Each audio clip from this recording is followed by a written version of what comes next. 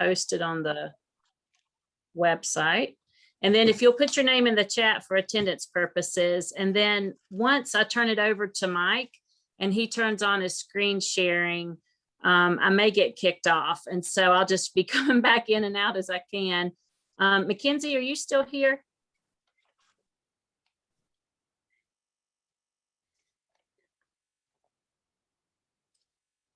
And can people hear me? Yes, I can. Okay, perfect. All right, because I'm only seeing a tiny sliver of a screen for some reason. So Mike, once I turn it over to you and you turn on your screen sharing, if I get kicked out, I'll just keep trying to come back.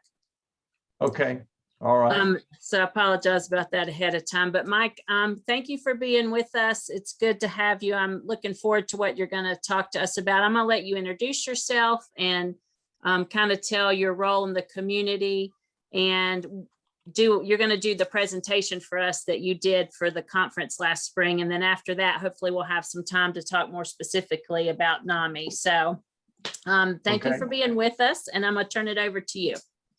It's my pleasure to be with you. I am, as Denise said, Mike Tanner. I am have relocated to the high country since retiring from serving as a pastor to a church in Atlanta, which more of which you will hear about. My wife Cosette is online with us, and we are both actively involved in the local chapter of the National Alliance on Mental Illness, NAMI High Country. And I'll say more about that in a minute, but I'm going to share my screen, and if it works, we will we'll still have Denise with us. Actually, let's see. Resume share. Okay. So what I'm going to do is tell you a story. It's going to take maybe 15 to 20 minutes to tell that story. And that story is about healing community and about the challenge of healing community. So let me start. Community heals. This is not a universal truth. Sometimes communities heal and sometimes they hurt. Usually they do some of both. My aspiration is for communities that are accessible to people affected by mental health conditions, physically, emotionally, socially, economically, psychologically, and otherwise. Such communities foster healing and recovery and nourish resilience. I am not a mental health professional. My primary qualification for being with you today comes from a decade with a small faith community on the south side of Atlanta called Holy Comforter, mostly as its pastor. By 2003, when I first experienced a Holy Comforter, it has been a welcoming and caring for neighbors with mental illness for over 25 years. Most come from group homes.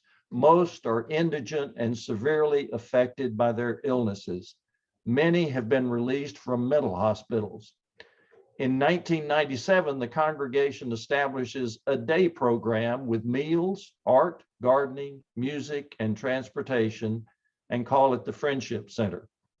By 2003, more than half of the congregation comes from group homes, and the day program serves about 100 people 2 days a week. Before Holy Comforter, mental illness is not on my radar.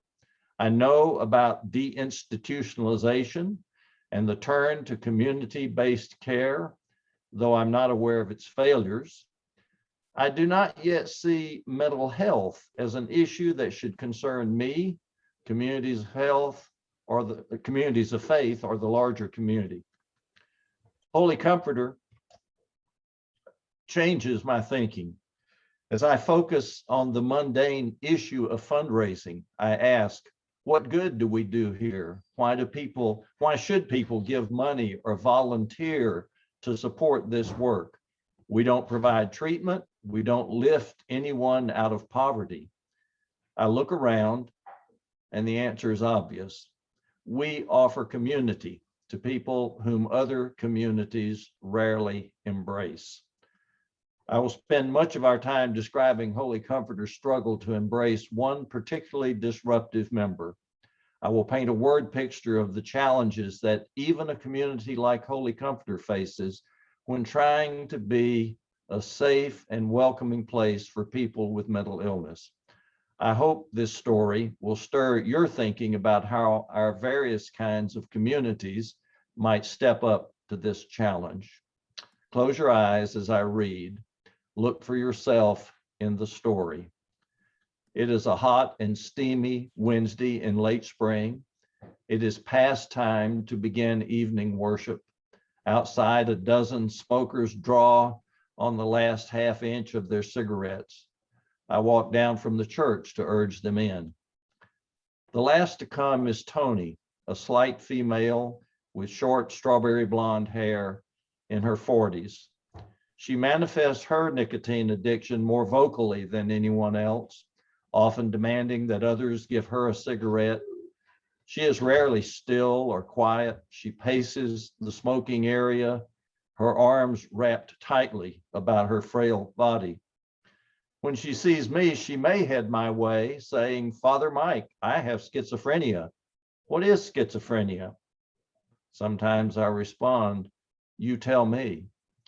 She replies, "Schizophrenia is hearing voices. It is a mental illness. It hurts." Sometimes she comes close, says, "I'm afraid. Pray for me." When we pray for healing, she asks for her schizophrenia to be healed. Once, as she leaves the prayer bench, she exclaims, "She prayed for me."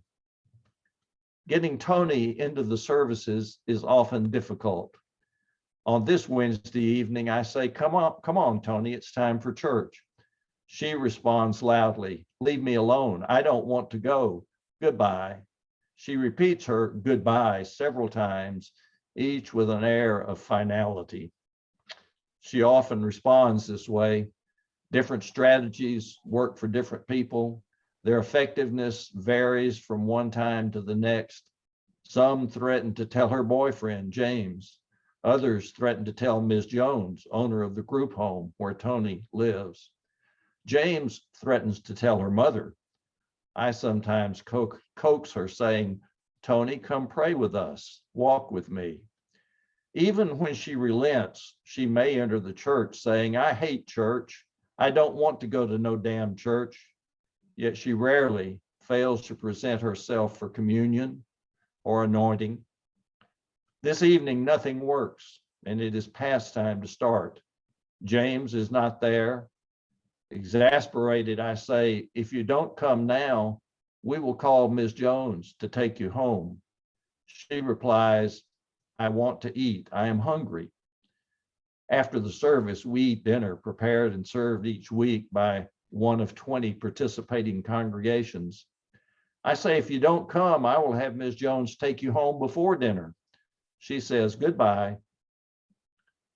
I dash into the church, find Joyce, a staff member, and declare, "Call Ms. Jones and tell her to come and get Tony now. Tell her not to send her anymore." Joyce makes the call and tells Ms. Jones that Wednesdays are not working for Tony. Joyce spends the worship hour outside with Tony. She emails this report the next day. When I was sitting downstairs with Tony, she repeated the following 4 phrases over and over. "Father Mike hurt my feelings. Pray for me.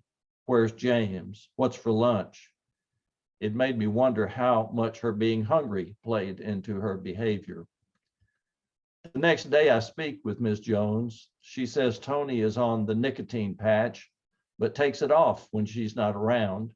Without the patch, Tony feels hungry when she is not. She agrees to give her a snack before church.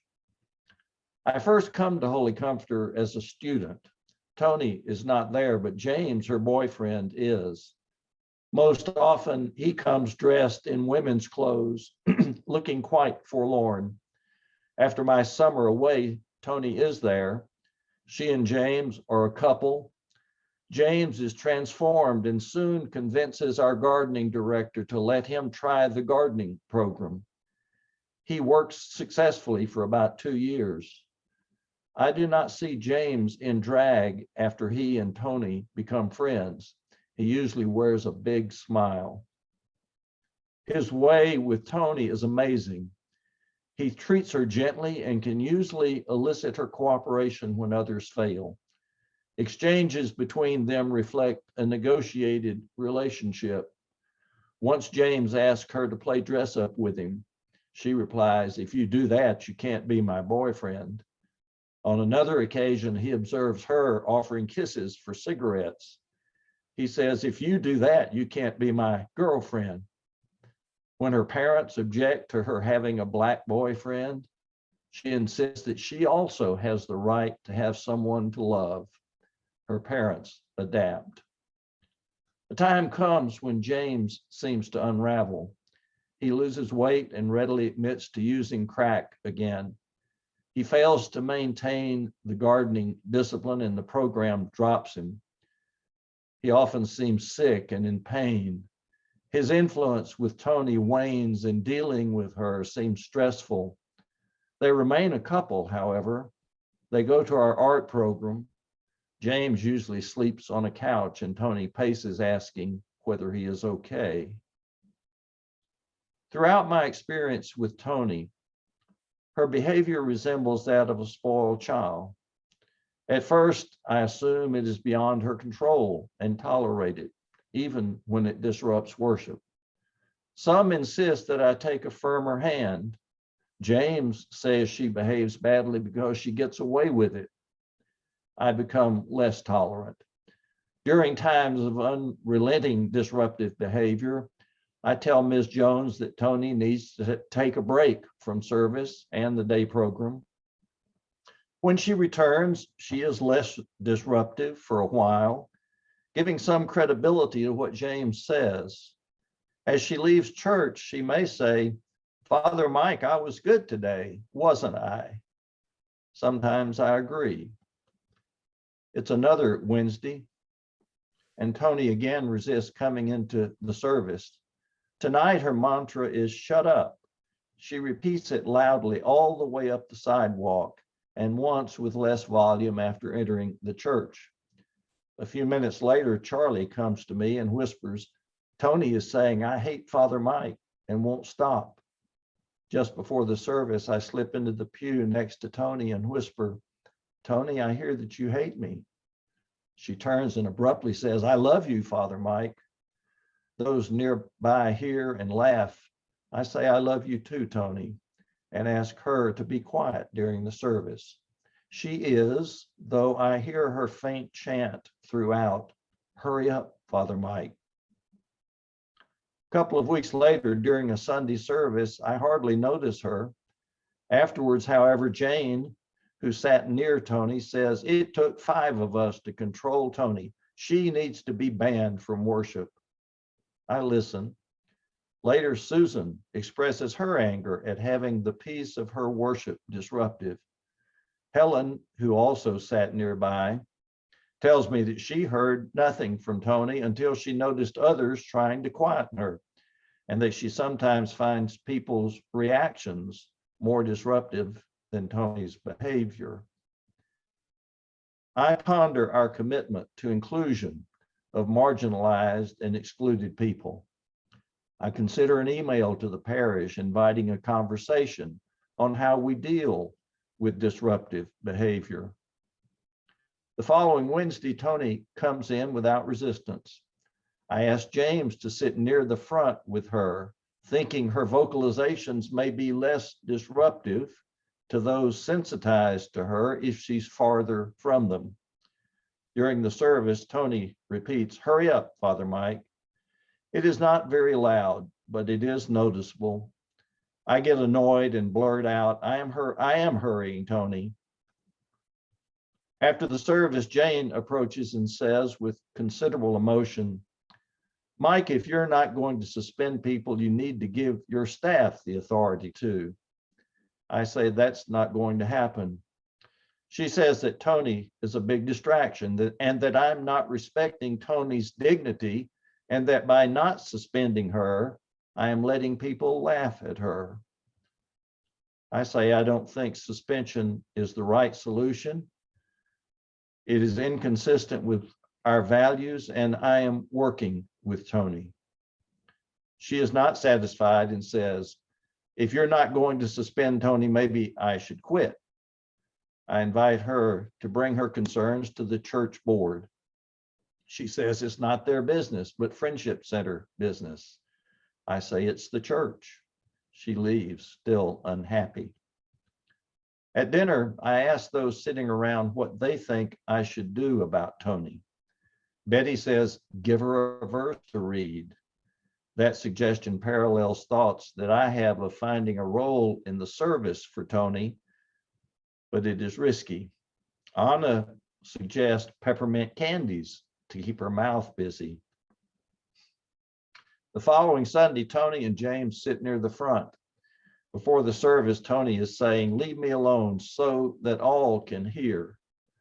I sit next to her for a moment and ask her to be quieter. She says, leave me alone. During the service, she says, hurry up, often, but not continuously. During my homily, she repeats her mantra. I ignore it. A person sitting behind her quiets her for a little. After the service, I greet Susan in the hallway. We talk about Tony's disruptiveness. A small group gathers and discusses what to do about Tony. Barb says we need to suspend her for a while because Tony is driving her husband, who lives with depression, crazy. Bob questions where we draw the line if we start excluding people for annoying behaviors, and wonders how such an approach squares with the ethos of Holy Comforter. The discussion turns to how we can help Tony. Can we talk to her caregiver regarding her medications? Can someone sit with her and invite her outside when she is agitated? Has anyone ever asked Tony why she wants us to hurry? Is she hungry? Is her behavior the result of smoking while on the patch? Helen agrees to coordinate a group to take turns sitting with her. Others offer to help. I say I will talk to Ms. Jones and ask that Tony not attend church or the Friendship Center for a couple of weeks. This time out may get Tony's attention, and it may calm frazzled nerves. I will inform the parish of our plan and ask for help. I leave with mixed feelings. Tony grew up in an affluent suburb. Before onset of schizophrenia, she was a teacher. Education and affluence notwithstanding, her illness seems less controlled than that of others, even though none receive adequate mental health care. For most, this neglect arises from poverty and the large gaps in our social systems for addressing the healthcare needs of poor people. The inadequacy of our systems for addressing mental illness, however, transcends differences in economic and social status. Only the very wealthy can afford the prohibitive cost of adequate mental health care. It is now fall, and we are giving Tony choices. If someone can sit outside with her, we ask her to choose whether to stay outside or come in. Sometimes she chooses one, sometimes the other. When there is no one to stay outside with her, we ask her to choose whether to come in or be taken home. Once given this choice, she comes in, but is so disruptive that her companion for the day takes her outside. The next Sunday, she chooses to get on the van and return home. The following week at our Saturday evening of music and food, I give her that choice and she comes. As she walks up the sidewalk, she shouts, "Bastard." Her shouting continues, but the singing drowns it out. She sits between a woman who is a volunteer and one who lives in her group home. The volunteer is solicitous, often rubbing Tony's back to calm her. It does not work. Her housemate leans over, says something, and hugs her neck. Others try to help her, but to no avail. Toward the end, she says, "Father Mike pissed me off." I sit in the back and watch, amazed and inspired by these attempts to love Tony out of her agitation. Over the next 2 years, we learned to honor Tony's protest. Our van no longer picks her up on Sundays. On Wednesdays, she comes for dinner. During these years of struggle, Cindy, who lives in the neighborhood, shows up at Holy Comforter and becomes a regular at our Wednesday services. As she observes our struggles to include Tony, she says, I will sit outside with her. When Tony is willing, Cindy brings her inside in time for communion or anointing. Mostly she sits outside with Tony at a picnic table. Tony's mantra before the service has changed. It is now, where's Cindy? Without fail, Cindy soon whips her sports car into a parking space and strides across the lawn to spend the evening with her unlikely friend. I end with 2 observations. Inclusion of people whose illness causes disruption is hard. To include them in a loving, supportive community starts with what theologian Miroslav Volf calls the will to embrace. And second, inclusion is hard, but it is worth the effort. It is healing, both for those who are included and for those who include. Now, before we take some time for question and discussions, I want to say just a few words about NAMI. The National Alliance on Mental Illness, NAMI, has a chapter in the High Country, and we call ourselves NAMI High Country. The work of NAMI is fourfold: support, education, awareness, and advocacy.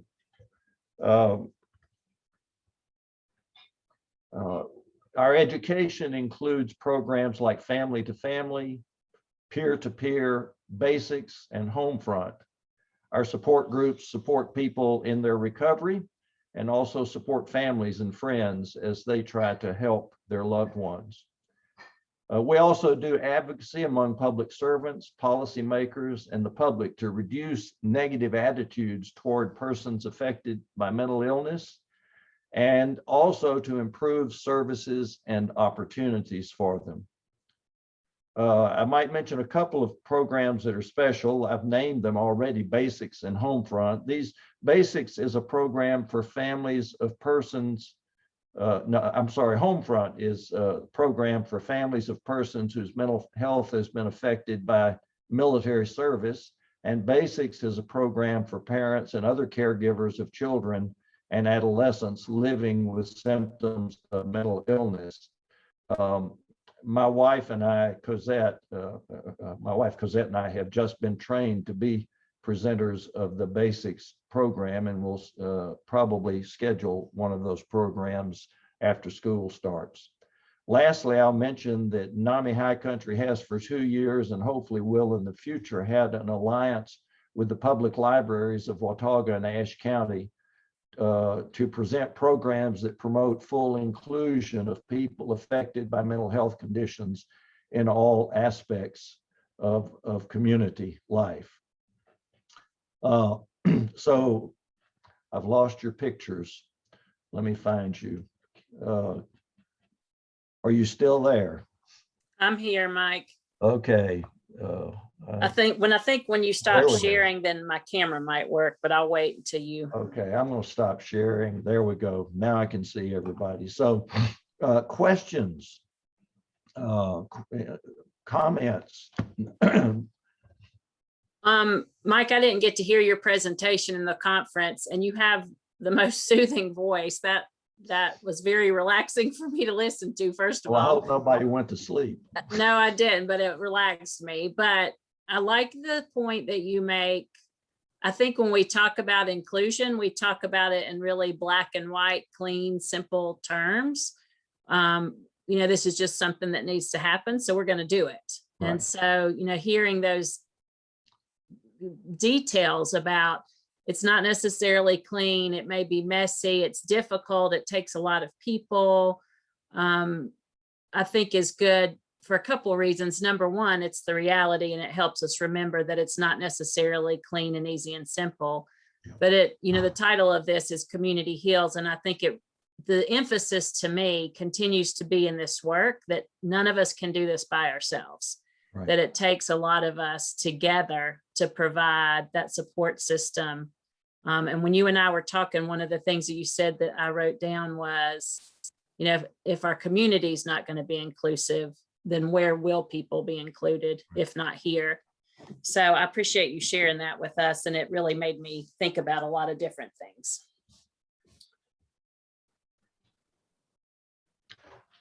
Well, you got the point. Community heals, but it's not easy. And it is messy and complicated, and it takes enormous commitment. Can you talk a little bit more about NAMI? Just because I've done practice in this county for almost 30 years, and I didn't know a thing about y'all. Y'all meet on a regular basis and regularly have speakers. Can you talk a little bit about that? So on the first Monday of most months, July is an exception, and September is an exception, usually because of the holidays. We have a public information program. This year, our presentations have been focused on questions of trauma and recovery and resilience. In the past, we've had programs that with presentations from local mental health service providers. We had a board on or a panel of people that talked about the intersection of mental health and the legal system in the high country. And we had Andy LeBeau, who's now chief of police, was one of the representatives there. And we learned some good things in that presentation about how well equipped our local law enforcement, at least in Watauga County, is to encounter people who are in crisis, usually with mental illness or something like that. But those our next program, the speaker we have is Ashley McKinney, I think, is a member of WCCI. Yeah. And she's going to be talking about her work as a therapist with persons experiencing trauma, and I think about methods of dealing with trauma and improving resilience. I'm saying that without having talked to her lately, so I'm assuming that's what she'll talk about. And if you get a second, if you can put in the chat either your email or website that people can get some more information while we're talking. Okay. One of the comments that were in the chat were this program called Celebrate Recovery. This was before COVID, that seemed to be successful in the Bear Creek community. It was a peer support group. And you and I have had several conversations in different settings about the importance of peer support and other types of support as far as being a critical component of helping people maintain wellness. Yes. So I don't know much about Celebrate Recovery, but I think it is a program that that has been developed out of the Saddleback churches on the West Coast. And after Rick Warren and his wife, I believe, lost a son to suicide, and that mental health got their attention after that. And they've done a lot of really good work, especially among evangelical churches in that kind of in mental health awareness and support groups and things like that.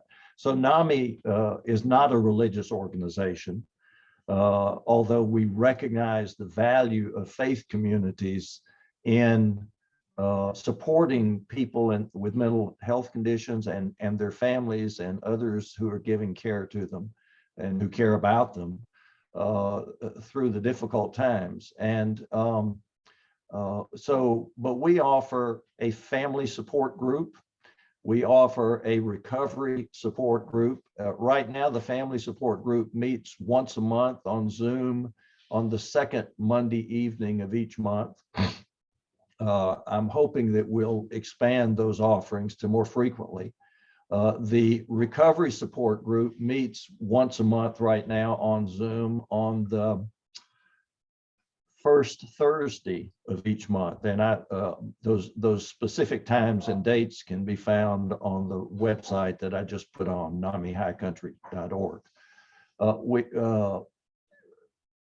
But a lot of people lack information about mental health and mental illnesses, and so some of our key programs are our education programs. So my wife and I are trained to facilitate the family-to-family education program and the basics education program that I've mentioned.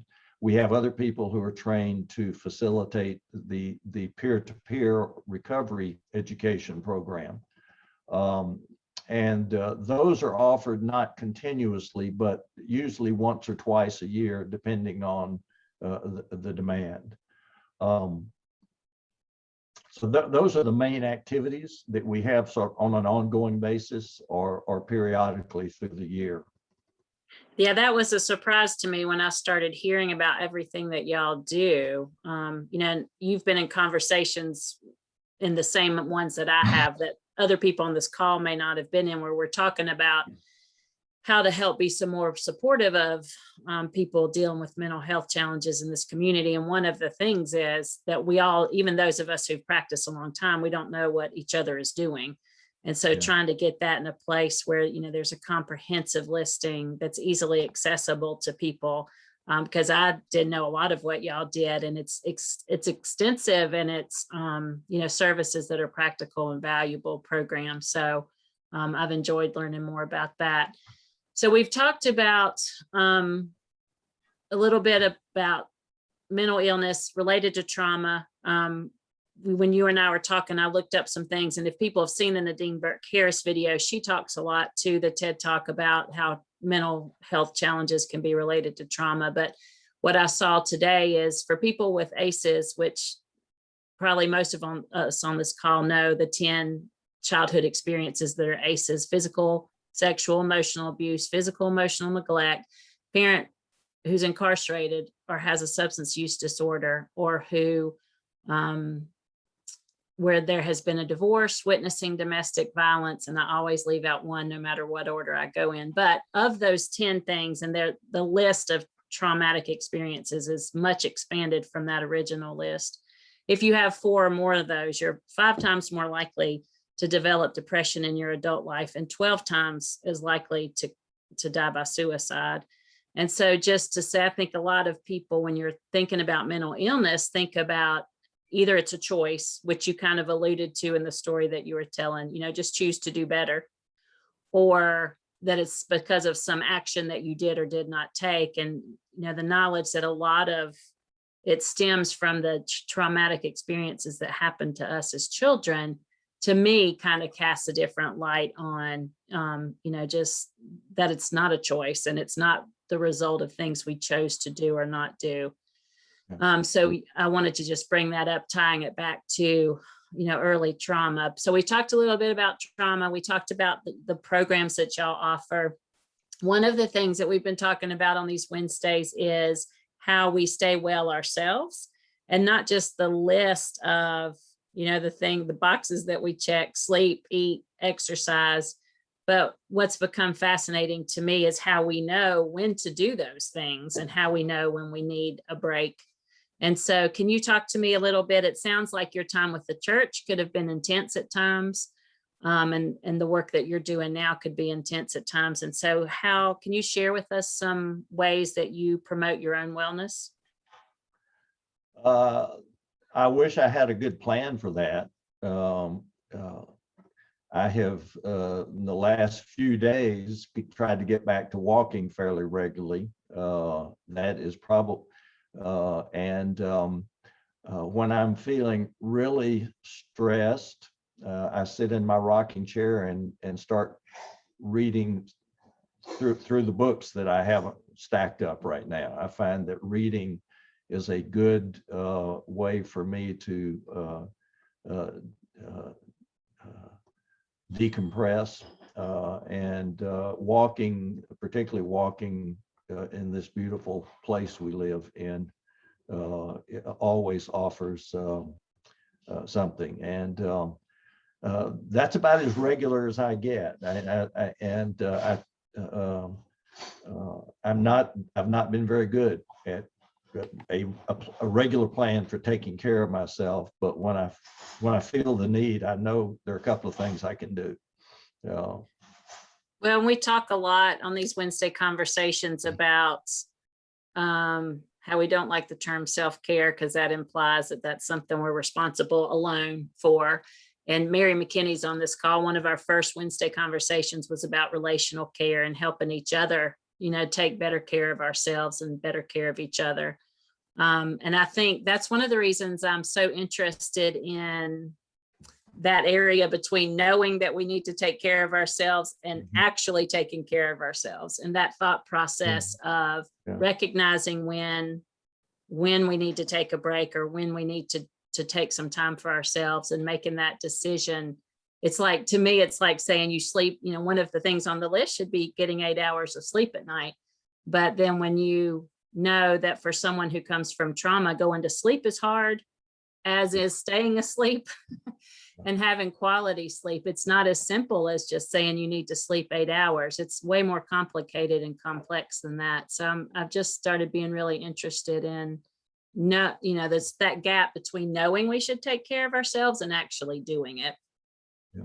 Well, one of the things that and NAMI doesn't do this directly, but many in the mental health area particularly offer to people in recovery something called a wellness and recovery action plan, and is basically starts with teaching that wellness is key to recovery. And so that includes things like eating and sleeping and exercising, and that those support recovery, and for those who are often in mental distress, having a plan is important. So they have people try to develop their own wellness and recovery plan, and it's their plan. It's not somebody else's plan, but it's something that they think would help them. But that works for all of us, right? Wellness, sleeping and what we eat, and the amount of exercise we get affects the levels of stress that we experience. And I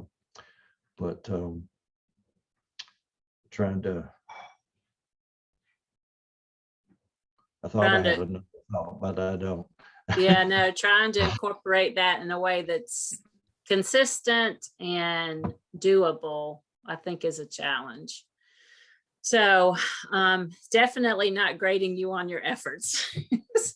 Right. So if anybody has any questions or comments for Mike, you're welcome to put those in the chat, and I will copy and paste those into an email for him later. So I think, let's see, Mike, is there anything else that you wanted to cover that I haven't thought to ask you about? Well, let me look at my slides that I've taken down.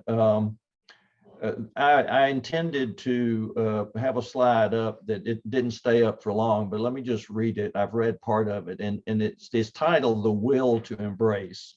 And first point, which we've made, is that community heals, but as the vignette shows, it's not easy. Secondly, community heals, but the work is never finished. It's not something we do and it's done. And third, a healing community wills to embrace the other. And in school, in seminary, I encountered this phrase, the other, with the O capitalized, and it took me a while to get my head around what they were talking about, because I'd never thought like that. But I learned that the other is one who is not like me, my people. The other is one that I do not understand, whose experiences I do not share. The other is one in whom I encounter what I have not experienced. And we have to get past the idea that everybody needs to be like us and think like us and look like us and talk like us, and be open to the experience of people who are different, radically different. And from a religious point of view, I would say there's blessing in that.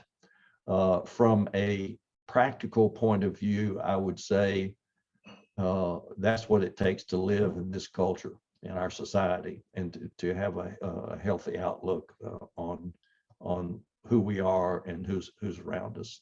So one quote from Miroslav Volf, who I mentioned, from whom I get the phrase, the will to embrace. He says in his book, Exclusion and Embrace, in social context, truth and justice are unavailable outside the will to embrace the other. Volf was not writing about mental illness. He was writing out of his personal experience of the mutual massacring of between Christians and Muslims in the Balkans. And as you might see, he is from that region. And he was addressing the difficulty of embracing people who have done really bad things to each other. So it's an important concept, and it applies to mental health and differences that arise out of mental health differences, as well as to when we've done violence to each other. One of the things that we talked about when we talked the last time, that I wrote down specifically to come back to, because when you said it, it really resonated with me, was we struggle a lot with how things ought to be until we can let that go. Mm-hmm. Yeah. And I think you were talking specifically about the lady that you were telling the story about, and how the expectations of how her behavior should be. And it wasn't until that people were able to let that go that some of that problem started to kind of change shape a little bit. Right. Exactly. Yeah. And I would just say that growing up, I did not learn that. I learned that there were expectations that that's the way things ought to be. And it took me a while to have a different approach to life. And I'm still working on that. Yeah, I think that's a lifelong process. Just like not just accepting, but appreciating when people have different experiences from us. And I keep coming back to the first comment that I made, and that it's not just true for people at church, but people at school or people in businesses. We want people to be easy and quiet for the most part. I think that's part of management of people. I know that's true in schools where I've worked for a really long time. And so people can buy into the concepts of inclusion really quickly. That sounds like the right thing to do.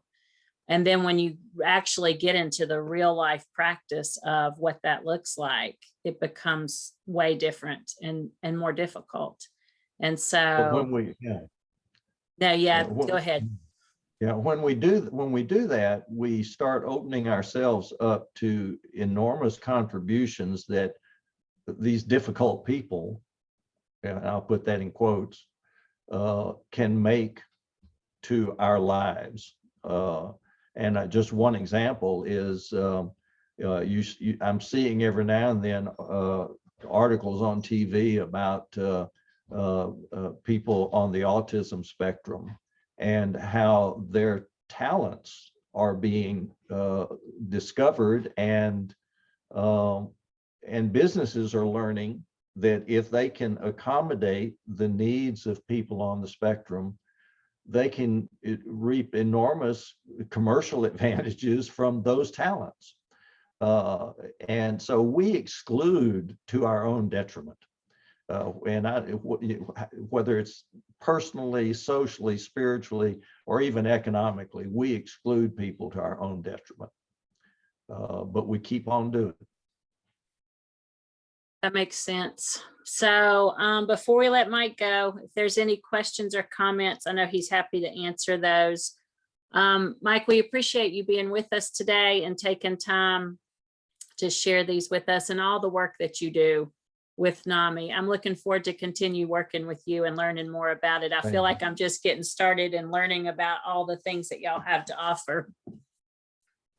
Well, everybody's welcome to be part of NAMI. You don't have to live with a mental illness or have family members with mental illness. If you feel called to do some work locally to help improve the mental health of the community, NAMI, NAMI welcomes you as part of our work. Well, and you were talking about that in a meeting we were in together a couple weeks ago, that there are programs that y'all could offer if you had volunteers to help you with that work. And so for people who have maybe, especially since we had a community tragedy, everyone knows a few weeks ago, several losses of life, and people since then have been saying, what can I do to be more involved in the mental health of our community? So can you say just a little bit about the volunteer opportunities that are available? So some of the volunteer opportunities depend on your personal experience. So in order to teach a class or lead a support group, you have to have relevant personal experience to those that would be members of the class. So if you're teaching a peer support group, you have to be a person in recovery. If you're teaching a family support group, you need to be a family member or other person closely related to someone with a mental health condition. So those programs are not open to everybody, although there are a lot more people who qualify than we typically think, given that 25% of the population at any given time will have a mental health condition.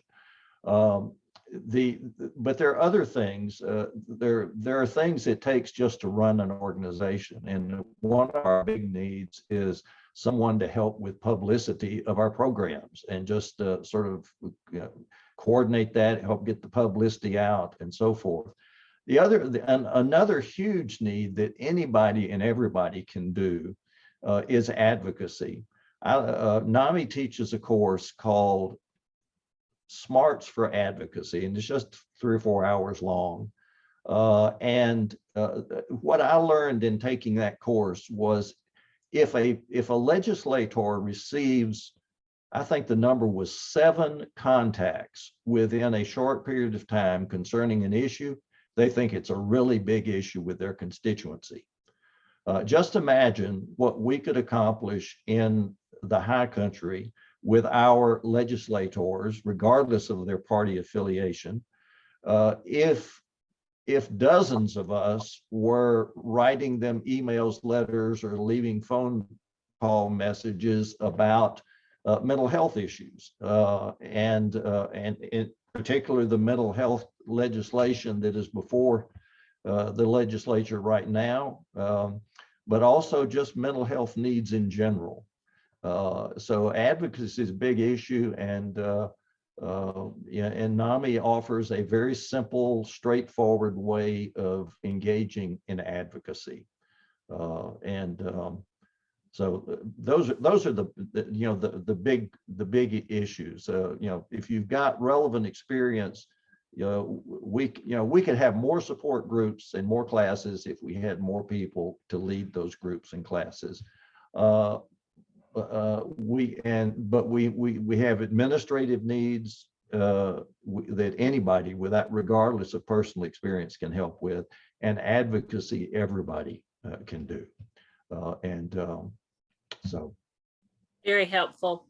Thank you, Mike. I appreciate your time today. I hope you have a good rest of the day.